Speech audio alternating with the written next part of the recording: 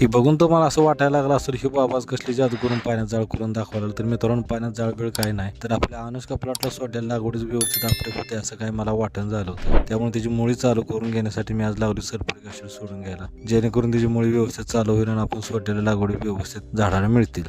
हे 98% sulphuric acid आहे, त्यामुळे ड्रिपला सोडण्याआधी पाण्यात मिक्स करून घेताना असं पाण्याबरोबर रिएक्शन करते आणि अंगावर उडण्याची पण भीती असते, त्यामुळे जरा ओतताना आम्हाला काळजीच घ्यायला लागते. असं सगळं व्यवस्थित पाण्यात मी मिक्स करून घेतलं आणि आपले इंजिन चालू करून ड्रिपला पण सोडायला चालू केलं. आता बघूया आपली मुळी कशा प्रकारे काम करते. आपल्या अनुष्का प्लॉटला तर 100 दिवस पूर्ण होत आले, त्यांना आता माल पण कुठेतरी मऊ पडायला लागला. ह्या वेळेला आता बागाला पाण्याची आवश्यकता जास्त असते. आपण रोटर मारून आधीच ठेवलाय, त्यामुळे आता 2 दिवसात याला पाटानं पाणी गरगरीत पाजून घेणार आहे, जेणेकरून आपल्या बागेची पाण्याची भूक पण मिटून जाईल.